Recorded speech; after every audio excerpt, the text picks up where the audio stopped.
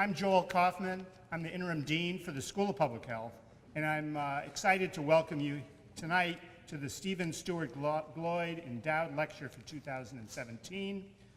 The Gloyd Lecture was established in 1982 by Professor Lynn Staheli of Children's Hospital and Regional Medical Center to honor his mentor, Dr. Park Gloyd.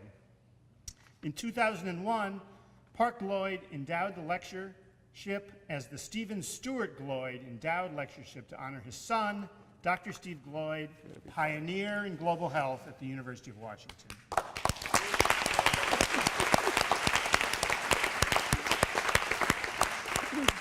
Many of you know Steve. He's a professor of global health and health services and an adjunct professor in epidemiology, family medicine, industrial and systems engineering, and the Evans School of Public Affairs and Governance.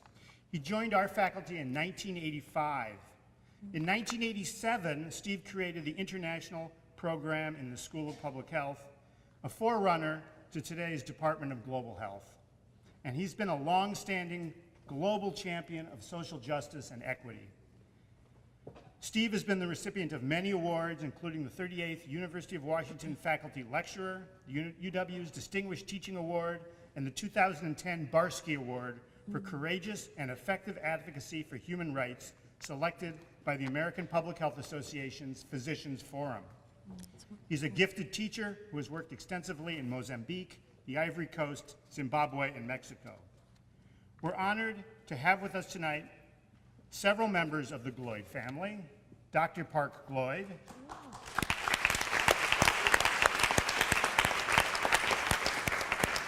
Shirley Gloyd, Dr. Steve Gloyd, and Professor Awa Kone.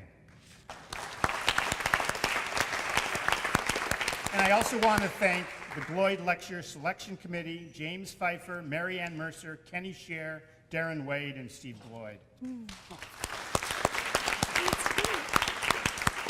The Gloyd Lecture brings us distinguished speakers committed to social justice and has become a highly anticipated event at the UW.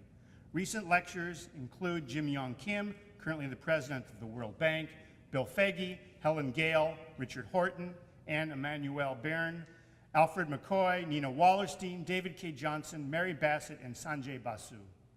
This year's Gloyd Lecture is U.S. Congressional Representative Pramila Jayapal, representing Washington's 7th District. Representative Jayapal has been a tireless advocate for health and justice in the U.S. and globally, and is a wonderful selection for the Gloyd Lecture. And at this point, I'd like to invite Steve Gloyd to the stage to introduce Representative Jayapal.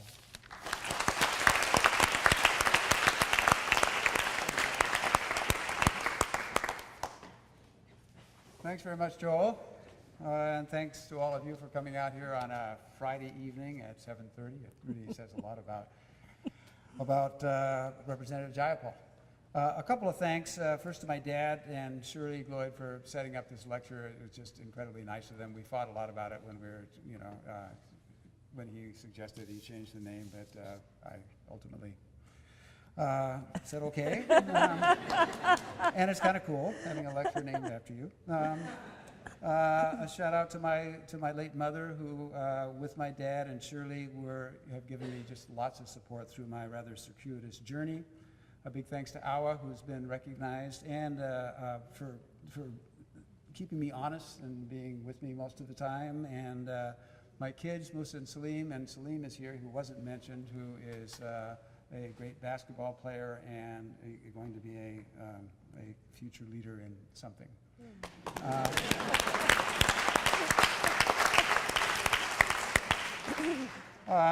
And also for the way that my kids challenge me in the same ways that I used to challenge my dad, because in ways that this is a lot about that. And a big thanks to the many people at the University of Washington who made all this happen, from the Dean's office, Joel, and everybody in the office, to the hardworking Global Health Resource Center, Darren and group, the selection committee for the Gloyd Lecture, Health Alliance International, that has always played a huge role in this endeavor. And a big shout out to the students and the staff and the faculty of the Department in Global Health, who are a continual source of inspiration and challenge to all of us here. Today, just a few hours ago, about 25 students who are graduating in the Department of Global Health in the master's program sang John Lennon's Imagine in 7 different languages, which was incredibly inspiring, which touched my heart. So the UW can be really a special place, one where our struggle to achieve justice and health for all is something we try to do every day, not always succeeding, but we try to do it. And we know that the struggle for health and global health is not just about technological innovation or charity. Achieving health for all really fundamentally is about creating a more just and equitable world, and is basically a political process, one that's particularly relevant now more than ever. And we're really fortunate tonight to have someone who really is in the trenches of that political struggle, Pramila Jayapal. She's somebody who's fought for justice and equity in the United States and around the world. Pramila is not just our representative for the 7th Congressional District, but she's a global health activist. I don't think many people knew that. She worked with PATH in the early 1990s, helping create socially responsible health projects in Africa, Latin America, and Asia. She lived for 2 years in villages and small towns across her birth country of India, and wrote a book about it called A Pilgrimage to India, A Woman's Revisits Her Homeland, which is one that I'm going to pick up for sure. Representative Jayapal has long stood for economic opportunity, for fairness, for gender and racial equity, for safe and healthy communities, and for protecting our environment, which is rather appropriate these days. And she's played a leading role in issues like minimum wage, racial equity in the state of Washington and the United States. And I think really what's important is she has relentlessly challenged the systems that institutionalize racism and poverty and challenged corrupt democracy. These are all issues that are incredibly relevant to the global environment, where growing inequality, persistent poverty, climate change, and inadequate health care are devastating many people in many parts of the world.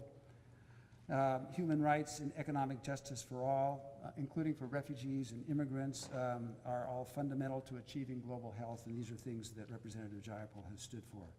She has a unique perspective on the forces that we all need to address to make a better world for all of us, whether we're here in Seattle or anywhere else in the world. So it gives me a great pleasure to give a warm welcome to Representative Jayapal. Thank you.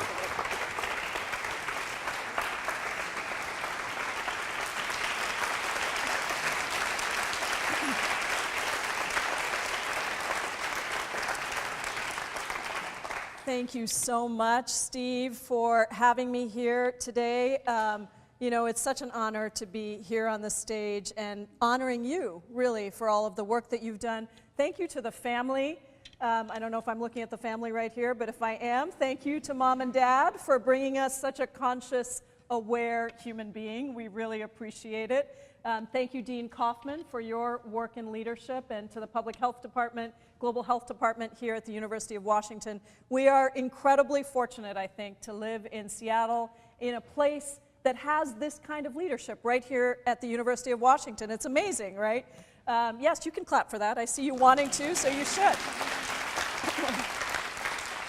And the fact that there are all of you here on a Friday night at 8 o'clock is amazing. So thank you. I thought I might have, 10 or 15 people who wanted to put themselves through a lecture on a Friday night. But it really is amazing because I think we are in a struggle to fight for our collective health.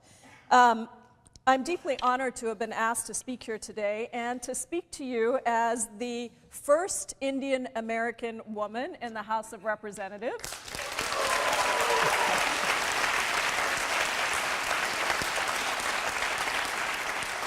Huge shout out to all the Desis out there. Also the first woman to represent the 7th District and the first person of color in the Washington Democratic delegation to ever go to Congress.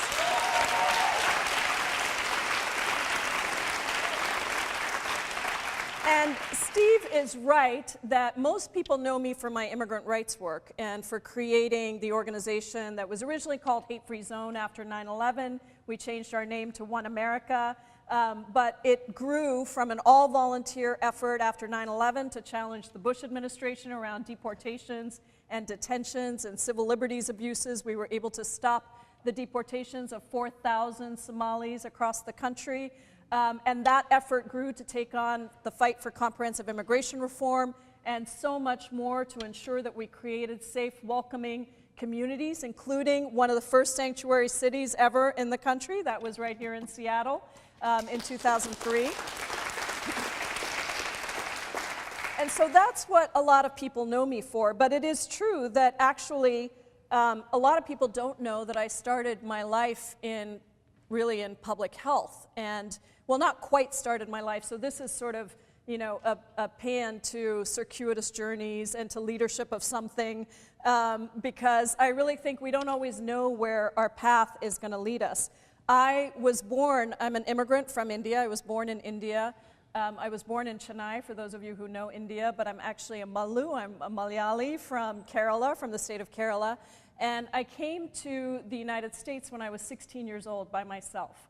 My parents had about $5,000 in their bank account, and they used all of it to send me here by myself because they felt like this was the place that I was going to get the best education and have the most opportunity. And for my Indian father, if you're going to take all of your money and send your kid across the ocean and know that they might never come back, then there are really only 3 professions that are worthy of that sacrifice. And I'm guessing everybody can guess what they are, right? Go ahead, tell me. Doctor, lawyer, engineer. There you go, you got it. Steve knows.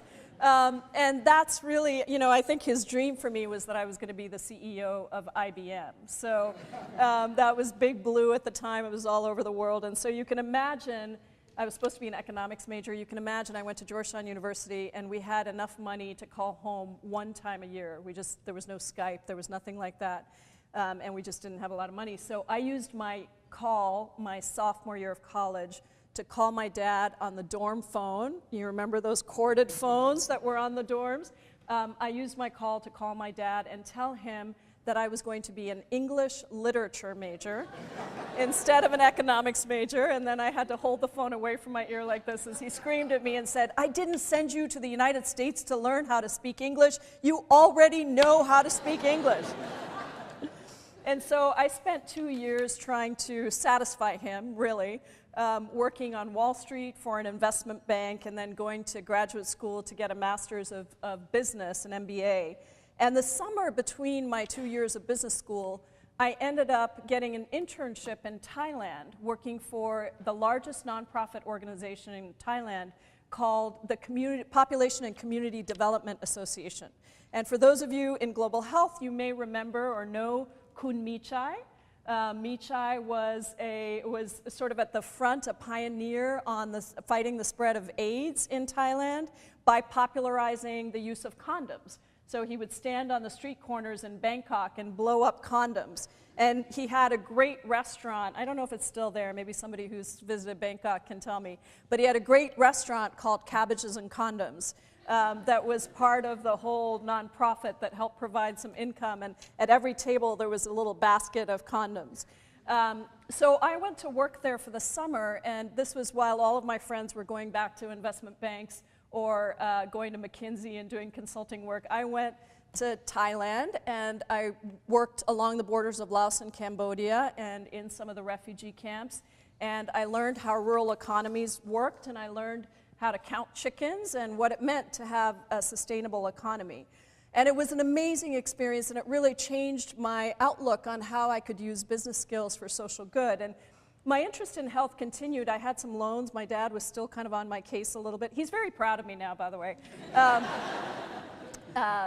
He won't let you get out of the house without showing you every article and magazine that's been written about his daughter. But my interest continued. I was still trying to figure out, you know, how to pay back some of my loans, and I thought, well, maybe I can work in the medical industry. And if I worked in the medical industry for a product that I care about, then maybe that will make a difference. And so I went to work for a company called Physio Control, which is based here in Redmond. It was the time when Seattle had just been ranked one of the best cities to live in the country, and I thought, well, I don't really have any family here. My parents still live in India. And so I moved out to Seattle And the first thing they did is put you into sales. It was this program that was designed to hire people out of graduate school, business school, and then transition you through the different departments. So I was selling cardiac defibrillators, and my territory was Western Ohio and Eastern Indiana. And I was based in Cincinnati, Ohio, and I was the first woman ever in the district, and I was the first person of color ever in the district. And I didn't eat steak, which was a really bad thing in Cincinnati.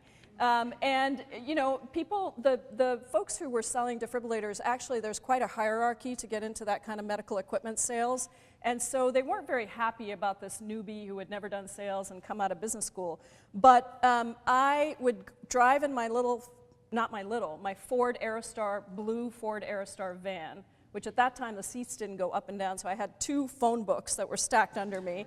And I had a cart in the back that I would pull out of the Ford Aerostar van, and the legs would come down, and then I had all these defibrillators on the cart. And I would go into hospitals and I would sell defibrillators to doctors. And it was fascinating, and I was completely taken with it. At the time, we had something called an STM monitor, which was brand new to detect ischemia and other things. I got very involved, even though I'm not a doctor, I don't have any medical training. I rode with the firefighters and the paramedics on Friday nights in Cincinnati, and I threw the equipment around the way that they do so that I knew exactly how it was going to be used. And then I'd walk into these little fire departments, and the firefighters would look at me, volunteer fire departments, and they'd say, "Where are you from?" And I would say, "India." And they'd say, "Where in Indiana?" And I'd say, "No, no, no. India, all the way across the ocean, you know, that other continent." But it was an amazing, amazing experience because it actually prepared me for a later political life, because I interacted with people who were very, very different from me politically, but we found a lot of common ground, and I stayed just long enough to outsell every guy in that district. And then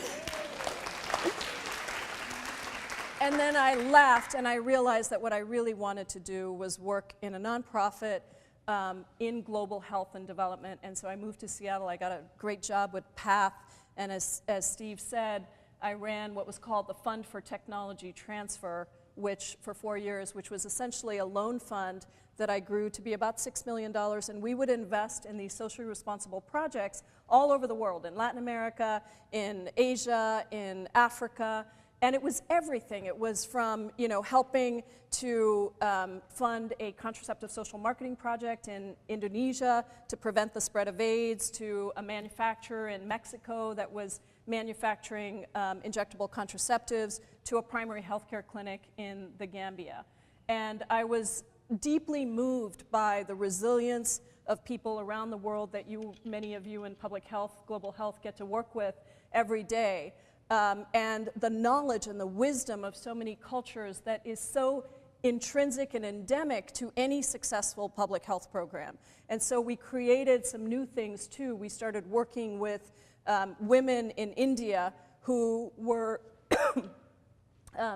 to try to integrate microcredit with public health. And so really funding small groups of women who were getting together and then having some education around public health. That was a project that was funded by MacArthur Foundation and Ford Foundation. We funded a safe birth kit project in Nepal, and I recently had the chance to go back to Nepal with Nancy Pelosi and to talk about Tibetan human rights. I got to spend some time with the Dalai Lama. Amazing, amazing experience. But I saw the birth kits that we had worked on so long ago had not only already been adopted by UNICEF and made, you know, sort of famous, but they had moved on from that. It's no longer actually, they're not trying to get the traditional birth attendants to do those birth kits anymore. They're actually setting up centers across rural areas to try to stop to try to reduce maternal mortality and neonatal tetanus. And so it was an amazing, amazing experience at PATH. And it was the 90s, and I'm sure, as many of you remember, an austerity mindset was really just coming into vogue during that time. What was kickstarted by Ronald Reagan, the destruction of the public sector, even started to become bipartisan. Some of you might remember that it was a Democratic president, Bill Clinton, who pushed through the destruction of welfare as we know it. And beyond our borders, the IMF and the World Bank had imposed structural, harsh adjustment policies on poor countries all over the world. I ultimately left PATH in 1995 because I decided I wanted to be closer to the ground, and I wanted to go back to the country that was my birth country that I had been away from for so long. And so I got a fellowship to go to India and live in villages. You can imagine my father at this point when I said, I'm coming back to India and I'm going to live in villages. And he said, what? That's what I sent you to the United States for? But it was, again, once again, just such a formative and incredible experience for me to spend 2 years living mostly in the north. But I started in my home state of Kerala. And since I'm with public health experts, I feel I should take this opportunity to brag a little bit about Kerala. As you probably know, Kerala was the first state in India. Not only do we have exceptional health benefits or health system, but we were the first state in Kerala, in India, to provide unemployment and disability compensation and to set up what is similar to our social security system. There are very robust labor unions and a very strong public health system. We have sky-high literacy rates of 91% and high life expectancy, low infant mortality, and low death rates compared to other parts of India and much of the West. So I spent time in Kerala and I saw the amazing accomplishments, but also the challenges of being a state that is so far ahead of all the other states. So what was happening in Kerala at the time was that industry was just locating across the border in the state of Tamil Nadu, going up to the state of Rajasthan in the north. And so the result of that was that you had very highly educated population and with great hopes and dreams of what they might do and no real job opportunities. And so the suicide rates were the highest in the country.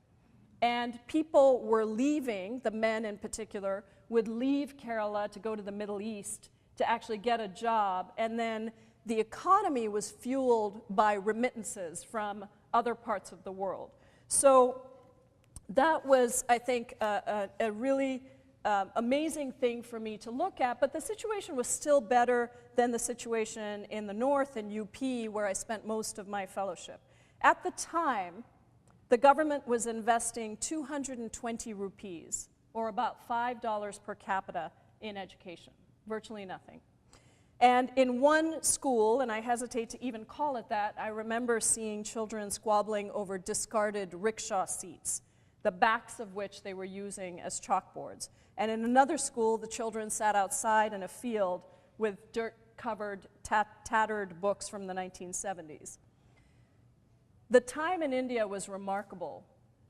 And it was remarkable not just because I got to see the situation of poverty up close, but because I got to see hope and resilience and courage up close. And I think it's always important when we talk about the challenges of a place to also talk about the human resilience that comes from those challenges. And so I can never forget the generosity of the villagers across India that welcomed me into their homes. And today, I keep wondering where those children are today, because we know from research being done right here at the UW that in those early years, good health and education are enormous predictors for strong livelihoods. Here in this state, that research was the basis for our state's investment when I was in the state senate of $130 million into early learning, and for our county's Best Starts for Kids levy, a strong public sector investment in the health of little kids, which incidentally saves us millions over the long term as they grow to be adults.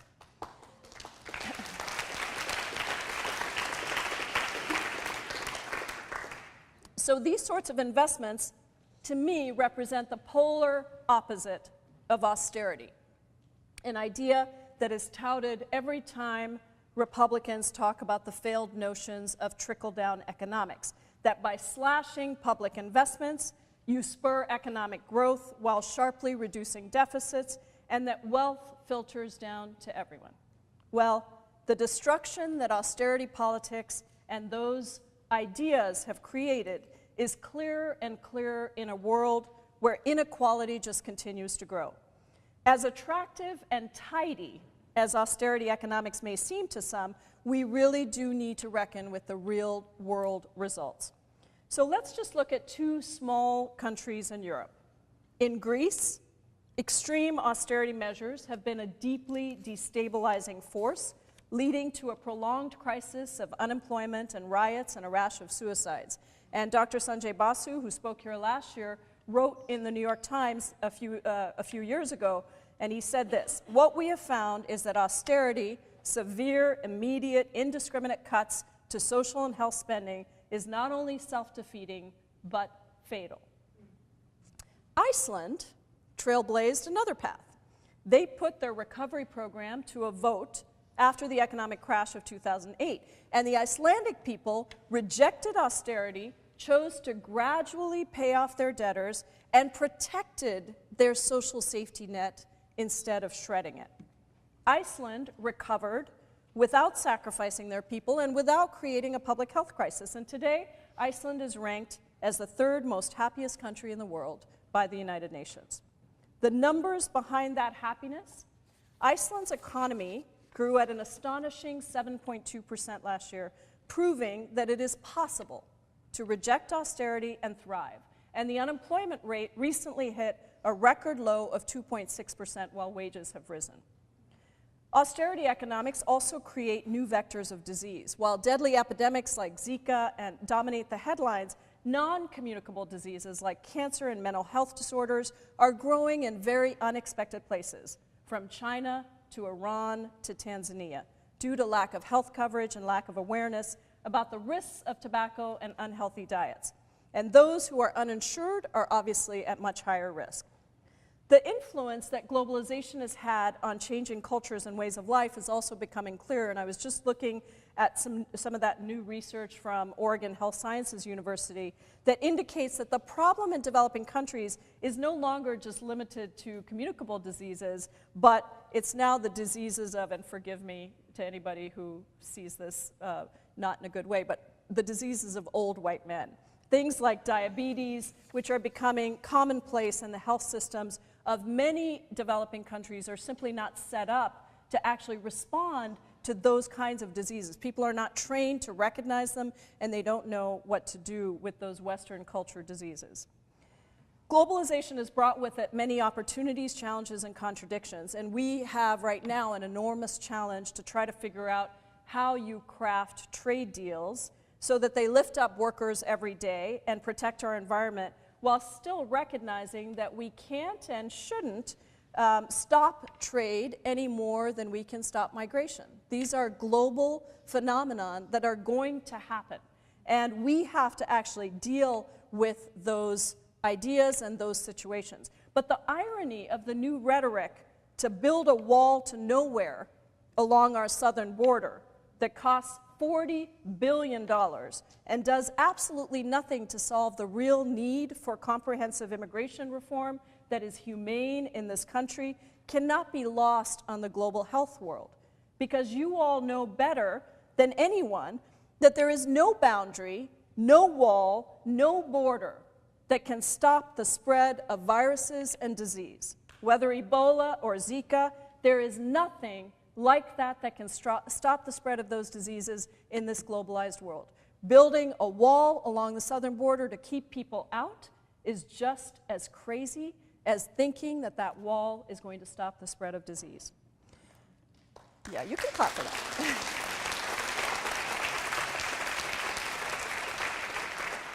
Austerity just makes everything worse. The 2016 WHO study pointed once again to the opposite of austerity as a solution. It said that prevention through redistributive measures should focus on the poorest groups, because poverty is both a cause and a consequence of poor health care.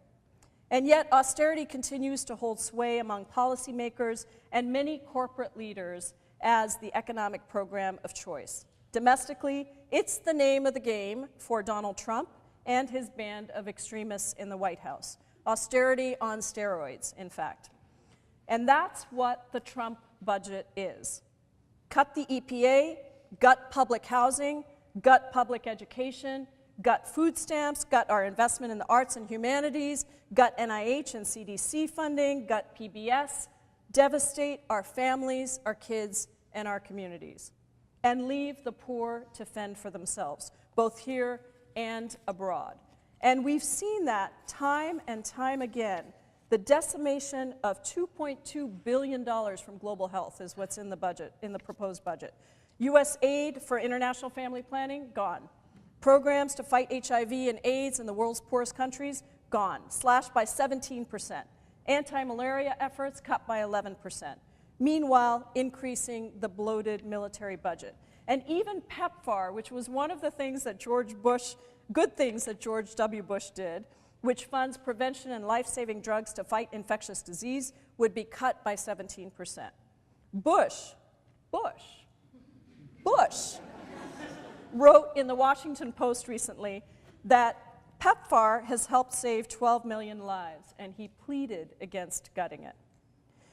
As the vice-ranking member on the Budget Committee, I had the opportunity to give the opening statement in questioning of Budget Director Mick Mulvaney last week.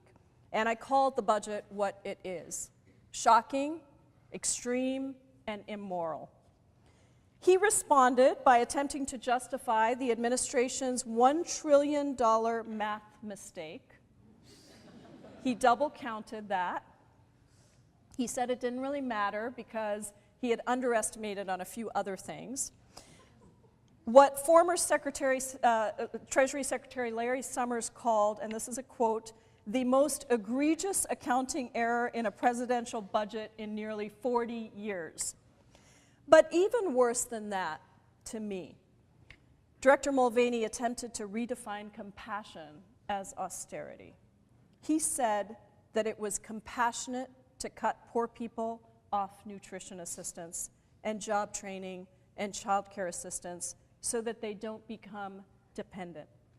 And the corollary of their strange budgetary economics is that if you're already wealthy, then, well, you get more.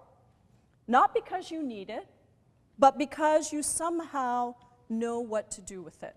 So in their budget, $1 trillion goes to tax cuts for the wealthiest. 50% of that $1 trillion goes to the top 1% of income earners in this country. 75% of their tax cuts go to the top 20% of income earners in the country. And for everyone else, you're kind of screwed. It's a little bit like a game of Monopoly that is rigged for the haves.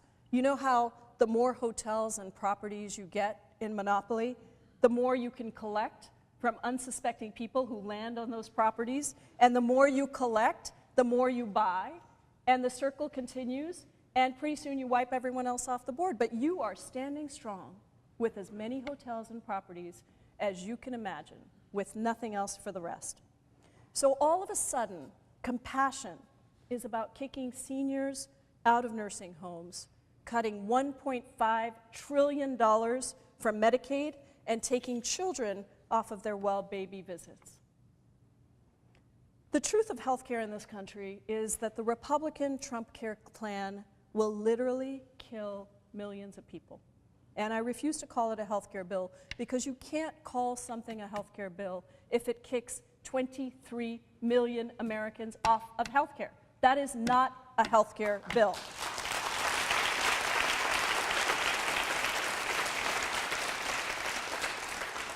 The Kaiser Family Foundation found that Trump Care would lead to higher premiums for millions with pre-existing conditions, including cancer, HIV, AIDS, mental disorders, obesity, and diabetes. And their analysis showed that 6 million people with pre-existing conditions had at least a 2-month coverage gap in 2015. Trump Care allows states to charge sicker people higher premiums if they have one of those breaks in coverage. And Americans face these gaps all the time. You lose your job, you have to move, something happens, you have a crisis in your family. It all happens in an economy that is way too uncertain for the majority of Americans. And there's also the Trump Care age tax, which would allow insurers to charge older Americans 5 times what younger people pay, and reduce tax credits for older adults to afford coverage, putting at risk one group that's most likely among all Medicare, non-Medicare enrollees to be sick. The good news is we had a huge victory when we were able to defeat Trump Care 1.0. I feel like we're in the computer science world. Muslim ban 1.0, 2.0, 3.0, now Trump Care 1.0, 2.0. But that was a huge victory for us because millions of people across the country said, no way, that's not health care. And Republican and Democrat, rural and urban, people stood up and said, we are not going to let that happen. 17% of the American public believed that Trump Care was a good idea. The other 83% knew that it was a terrible idea and that it would destroy their families, their communities, and our public health system here. The only reason Trump Care 2.0 passed the Congress with one vote, is because they refused to wait for the Congressional Budget Office to score the bill. If they had waited for the CBO to score the bill, they would have been forced to say that it was just as bad as the last bill. And so they didn't wait, they passed the bill, and the CBO score came out last week and said, yes, now 23 million Americans will lose their health care. And if you have health care, you can expect it to be much worse care because there are no requirements around what that health care actually has to provide. So this is all a part of a feedback loop to me between austerity and resurgent right-wing authoritarianism here and abroad. If you punish people, you starve them of resources and support for their health and well-being, and they will cast about looking for someone else to blame for their dire conditions. It becomes all too easy for some leaders to scapegoat vulnerable groups for economic hardship. Because you see, immigration has never been just about immigration. It has always been about who we are as a country and what we're willing to stand up for. And ultimately, the question is never about whose jobs. It's about more jobs and better jobs. So, how do we fight back? And what can we do? What I've seen since I took office, and you've seen by now that I'm an organizer, I'm not afraid of speaking my mind, is that in a time of crisis, that is when strength emerges. In the face of menace, young people, women, and people of color especially have been energized to fight for their rights. And you can see it in the historic women's marches, the airport protests against the Muslim bans, and you can see that energy increasingly reflected in the actions of elected officials. People are awake in ways that have never been before. And so when people ask me how it is to be in Congress today, first of all, and especially to you who elected me, I say thank you for giving me the honor of representing you and this district and waking up every morning to fight for what I believe in a time that is so consequential, not only to this country, but to the rest of the world. So thank you for giving me this chance.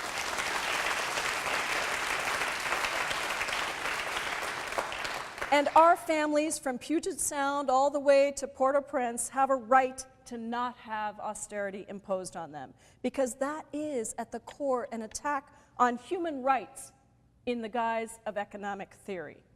And while it's easy and very necessary for us in Congress and all of us in our communities to be an opposition party, because we need to be an opposition party, there's a lot we have to oppose, we have a responsibility to be much more. We can't just be an opposition party.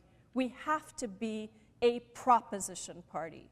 We have to propose a vision of the world that we want to live in and the community that we want to create, and we have to articulate those principles that will allow us to all flourish, because they're all based on a very simple idea that has guided me my whole life, which is we're all better off when we're all better off. It's that simple. And so our work today is to propose that vision. And the Democratic Party is recognizing this too. We've seen Democrats go bolder in their defense of health care as a human right. It's something that Democratic leaders now say all the time. Health care is a right, not a privilege. And we've seen more and more colleagues, the most colleagues ever, signing on to Medicare for All. John Conyers 676, HR 676. You can clap for that. That's a good one.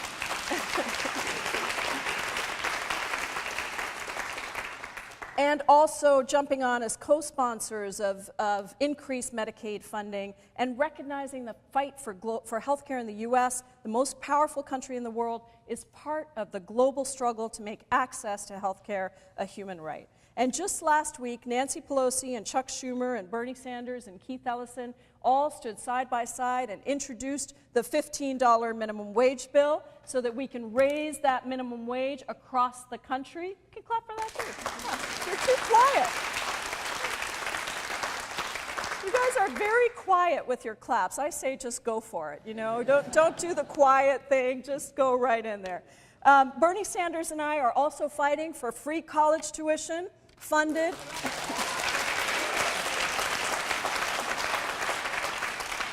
by a reasonable tax, a tiny little tax on Wall Street speculation. That bill is called the College for All Act. I introduced it in the House. Bernie introduced it in the Senate. We're going on a tour this fall to organize around that, and I hope to see you right here on the UW campus as we do that. Higher wages and less debt mean nothing without clean air and clean water. And none of this is really going to mean much of anything if we're underwater, if our planet falls onto a track of catastrophic, irreversible, runaway global warming. The withdrawal from the Paris Accord yesterday is just horrifying. It is horrifying. But at the end of the day, what makes me really sad is it wasn't surprising. We're dealing with a president who tweets typos in the middle of the night. What is confefe? Who's surrounded by lobbyists and right-wing white nationalist advisors, and the Paris Accord set inadequate benchmarks for reducing carbon emissions, but at least there was a mutually agreed upon benchmark instead of a free pass for every nation to spoil the atmosphere with as much carbon as they want. But perhaps the silver lining, because I am an organizer, and organizers are naturally optimists, because you can't be an organizer without being an optimist. So perhaps the silver lining is that this president's reckless, dangerous, and frankly, may I say, stupid decision to withdraw from the Paris Agreement creates a necessary opportunity for leadership from other places. The people who will demand action.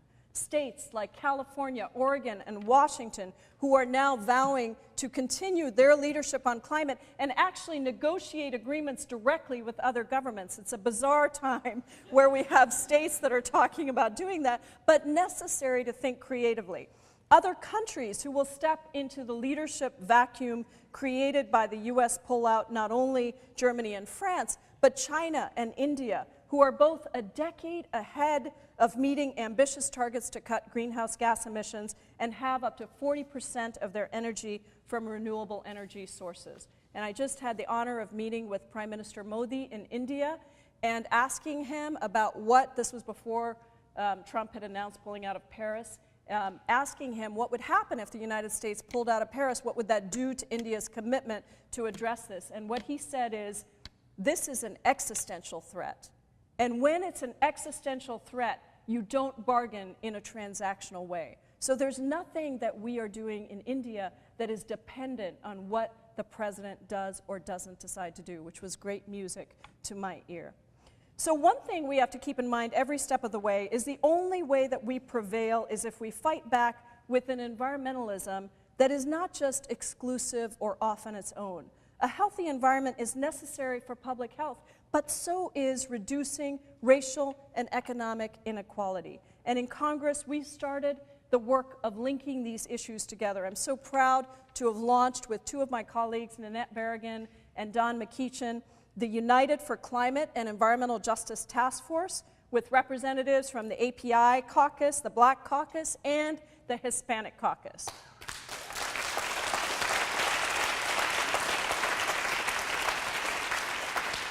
Across this country, we know that low-income Americans, limited English speakers, immigrants, and people of color at our increased risk of exposure to the negative impacts of climate change. And our task force is going to seek specifically to identify solutions for climate justice and equity, and we will organize in our communities to make that real.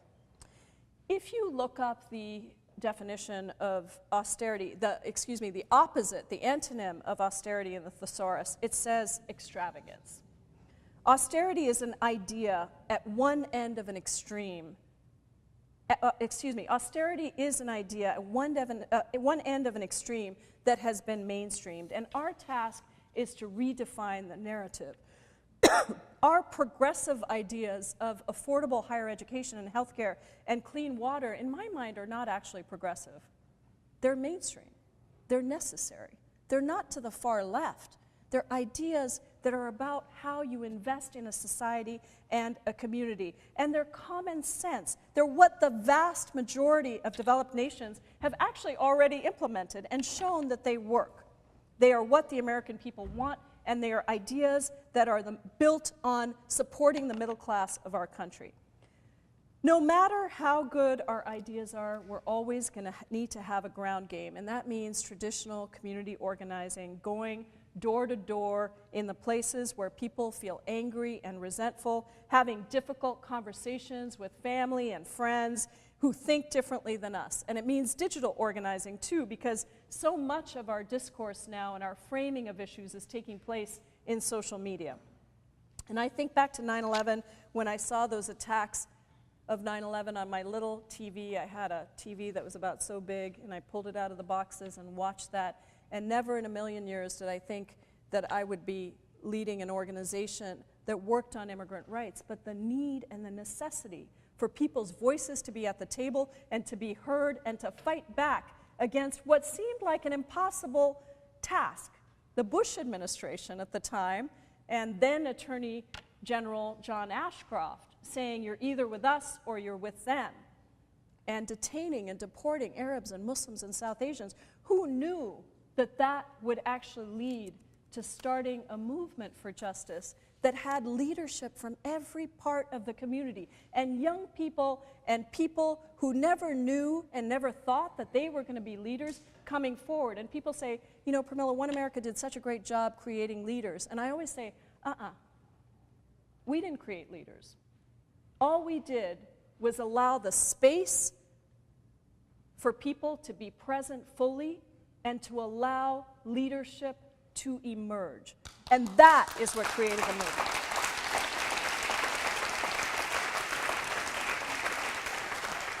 So that was then, and I draw on the lessons of the past and how far we've come, everything we've accomplished every single day. With every terrible announcement we hear, we need each of you in Seattle's global health and development and justice community, whether you're a student or a researcher or an expert at PATH or a public health worker with King County, to constantly be thinking about the ways that we amplify each other's work, that we constantly be thinking about how we advocate and organize and defend and expand the incredible gains in human health that you have pioneered. And my commitment to you is that I will use this position in Congress, representing you and your voices, to fight for that every single day. Because in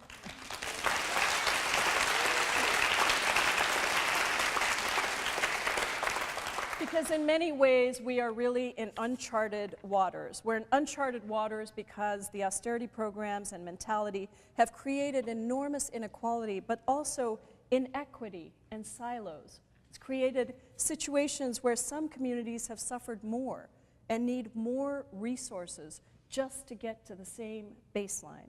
And to win, we are going to have to weave together our community tapestry all over again, seeing our issues as intertwined, where labor rights is tied together with immigrant rights, and racial justice and gender justice and economic justice are inseparably intertwined with each other, because we know that we cannot address wealth inequality and health disparity if we don't also acknowledge that it is those whose status is not equal, the homeless and the mentally ill, undocumented immigrants, Muslim refugees, women of color, transgender individuals, those with disabilities, the people who have been left the furthest behind. It means that colorblind or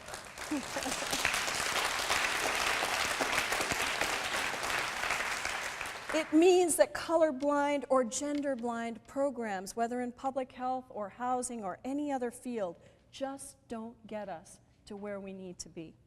And we also need to consider the shifting definition of what it means to be a worker, because in some ways it's rapidly changing with the rise of temporary jobs and more self-employment and automation intensifying.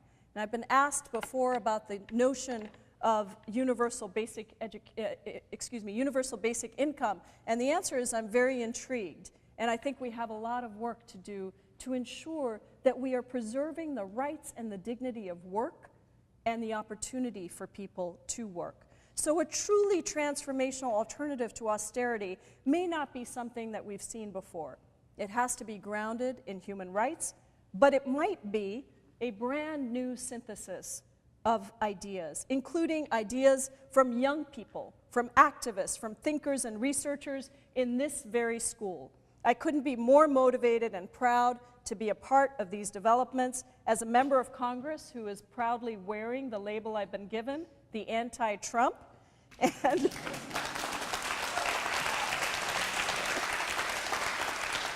I believe that we are sharpening our tools of resistance, and this intersectional program of justice will emerge. It will be beautiful and awe-inspiring and rooted in a powerful and binding sense of solidarity, countering austerity with kindness and generosity. Because generosity, after all, is one of the most powerful forces on earth. Generosity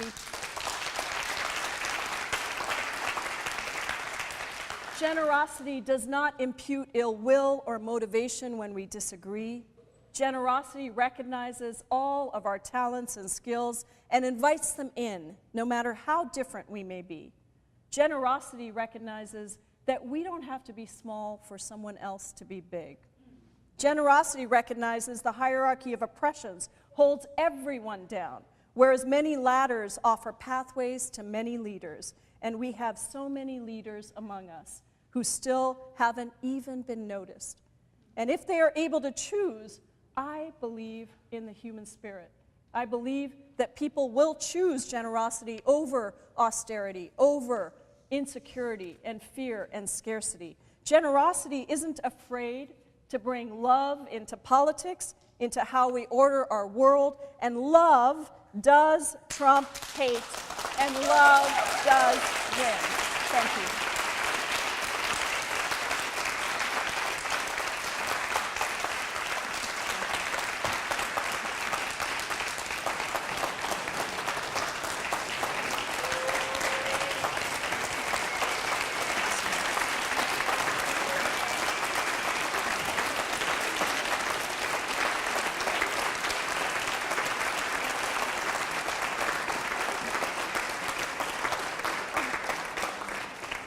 Goodness, you didn't have to say it. Thank you so much.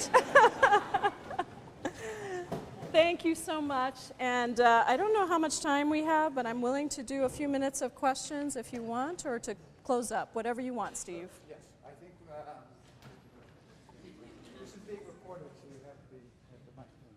I think we have 5 or 10 minutes, if that's okay with you, for questions. And if I know my colleagues well in this group, we will not lack in questions and comments. In fact, I think we have one right here. And look who's at the front of the line. Yes, Ms. Hagopian.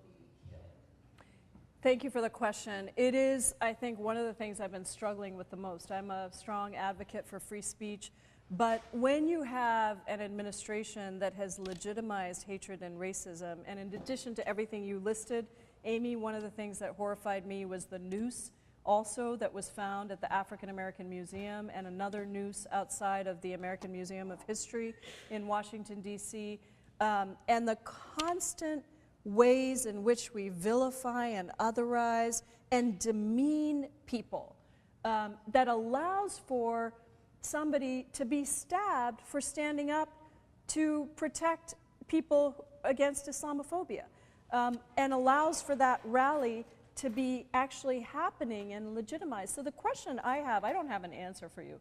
The question I have around the rallies and the free speech, and I was just talking to Anila Afzali, who I hope you all know Anila. She's an amazing activist with MAPS Amen, which is the Muslim Association of Puget Sound, about do you draw attention to the rally by doing a protest, or do you stay away from it? And it's impossible to stay away from it. It really is. And so then we have to go and we have to stand in solidarity, because when you have a rally like that, that literally takes on the very cultural beliefs and presence and humanity of a population that is part of us, then we have to protest against it. I don't know that we can shut down all of that, because I think the line is very slippery to what constitutes free speech and what doesn't. And at the same time, what we really need is a grown-up in the administration and an attorney general who actually believes in civil rights. That has been.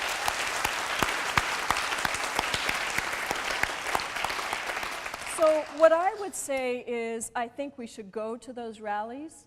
We should stand in solidarity. We should be the ones to take on the people who say the things that demean and defile people. And we should work to actually create the kind of political change that we need to see in the country, so that we no longer have this permeating our atmosphere. And I guess that's, after 9/11, the Muslim community, I remember leaders of the Muslim community said to me, in some ways, if we had to find anything good that happened in the backlash of 9/11, it was that it forced us to come forward, and it forced people to get to know us. And today, all these years later, I look at the fact that Jay Inslee went to the mosque where the imam was deported, where I had a protest outside that mosque. I couldn't get a single elected official to come except for Larry Gossett. And now, all these years later, we have embraced the Muslim community in a different way, and people showed up in droves at the airport. So this is a difficult and long struggle, because it's exposing and encouraging and putting light to racism that has existed for a long time. And that is the institutionalized racism that exists in this country is being given air.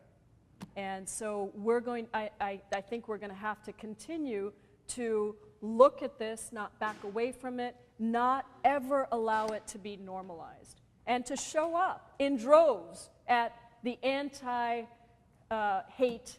or show up at the hate rallies, and have our own anti-hate rallies to really show what our values are as a society. I think we have time for 2 more questions. All right, I was told by representative staff. So. I'll keep it quick. Okay. I have a question about pharmaceuticals in public health.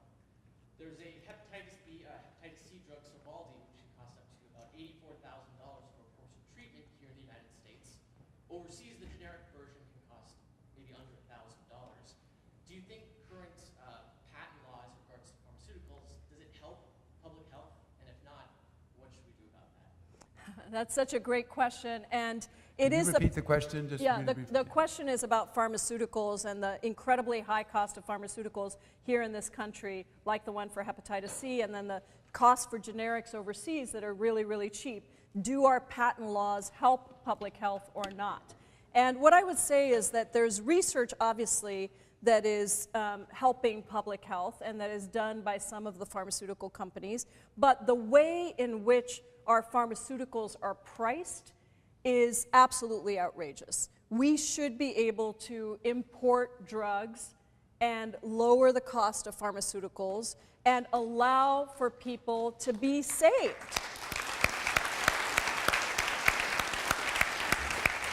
So I have co-sponsored a bill to do that. There's a bill in the Senate and a bill in the House around the importation of pharmaceutical drugs so that we can get drugs that are available in Canada into this country. And, and I think that we've got to look at negotiating the price of pharmaceuticals within the public health system. And that's what a Medicare for All program would do, by the way. We'd be able to negotiate the prices of pharmaceuticals in the same way that we do for the Veterans Administration. Why can't we do that across our health system and make sure people can get access to those drugs? Patent law also needs to be reformed, and it's complicated how you do it in a way that supports the research and development of drugs that take a long time to develop. But if you just look at the EpiPen, and you can see how ridiculous this is.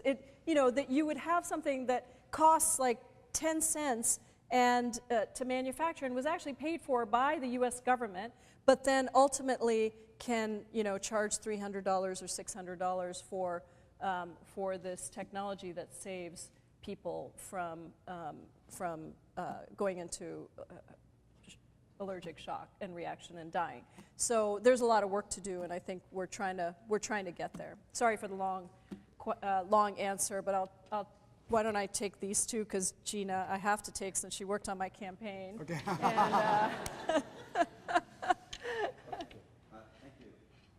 I was wondering, I guess when you look at, for instance, the map, like who voted for Hillary, who voted for Trump, and how dichotomous it was, sort of like when Hillary kind of won the cities. can you just speak a little closer to? There you go. Yeah. Trump had won everything else. And there seems to be, I work in health informatics, and in this, similarly in healthcare, there's a dichotomy between how people think and how customers, how patients think, and how payers think. That's not great. Like there's no contract around who should be paying and how generous, for instance, who should we be taxing to pay for these services, and a lot of other issues that kind of all have the same problem. But how do you build a new or how do you build a social contract? Like what is the work involved with that? How do we actually develop kind of a culture around, or a unified culture, even if it's not any one group's ideal? Yeah. Thank you for the question. How do you build a unified culture and a unified social contract when we are very divided on the way in which we see the world? Is that sort of, yeah. So I think that you do it person at a time, person by person. And it's a lot of work, but that's why I'm an organizer. Because I actually believe that the real work happens at the ground with real conversations between people and through telling stories and building the mountain of resistance, one story at a time. Because ultimately it's that human connection that really makes a difference. And so there is a lot of difference. And I've said, when people say to me, what can I do? Because I'm in a district where my representative does what I want, hopefully that will, I say, do you have friends who are in Republican districts? Do you have those family members that you never talk about politics to because you don't agree and you don't want to have those fights? Who has those family members? Go on, raise your hands. Because I've got one. My brother-in-law is like this, and he believes that we should shoot immigrants coming across the border. And he loves me and I love him. He's a wonderful man. But we are having those conversations because we cannot afford for you to shy away from those. No matter how hard and how difficult those are, I hope you go back to those dinner tables, because if you can't talk to the people who love you and who you love about what's important, then who can? So we need to step into that place of discomfort.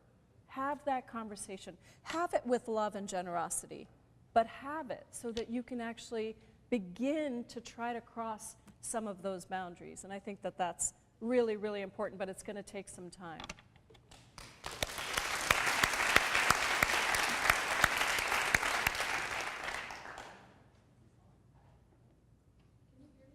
I can hear you, and I'll repeat your question. Thank you for inspiring me. I'm actually running for Shoreline City Council this year, and I'm like, I never thought I'd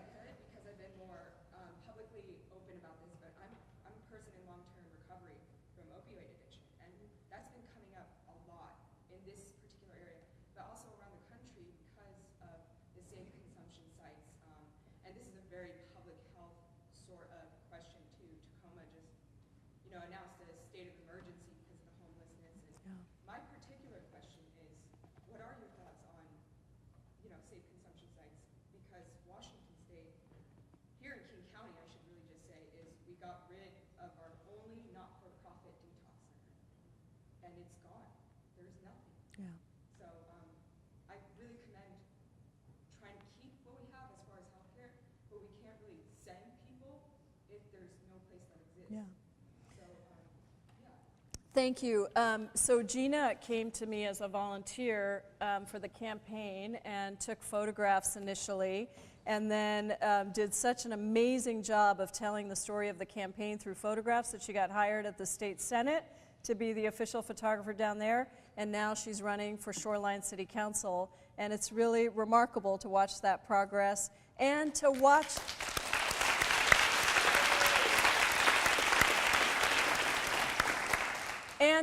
you from afar, because I haven't talked to you at all really since the campaign, but to watch from afar the way in which you've shared your story and used it to actually further the understanding of what it means to be in recovery, to struggle with opioid disorders, and ultimately to win. So thank you for sharing that story tonight, but also just more broadly. It really makes me so proud. I'm a big fan of safe consumption sites. I think that that's the place we need to go. I think the reality is we have a crisis, and we need to provide an ability to build relationships with people who are going through that crisis, to provide the care that they need in safe ways, and ultimately to really expand our understanding of what it means to deliver public health services. So the only thing I can offer, in some consolation is that opioids are so popular in a bipartisan way.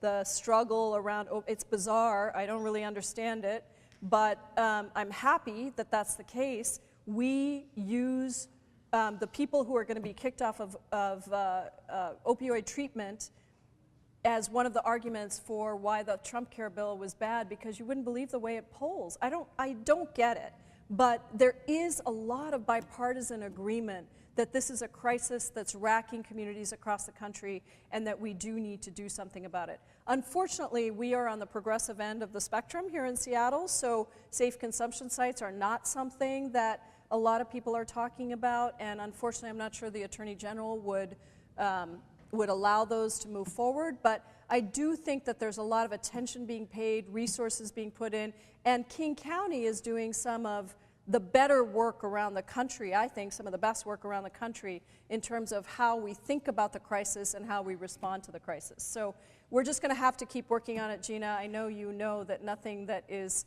worth fighting for comes easy, so thank you for being in the struggle for the long term and for putting your leadership forward. Good job. Yeah.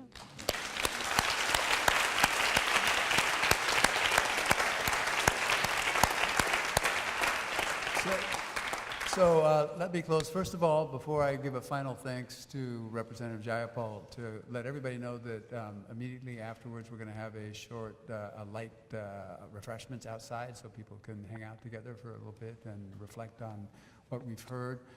I want to give just a really, really warm thanks and appreciation for not just a wonderful talk, but for helping us understand your inspiring journey. That I think is a model and an inspiration for all of us here, students, faculty, staff, and so thanks again. Thank you for your work.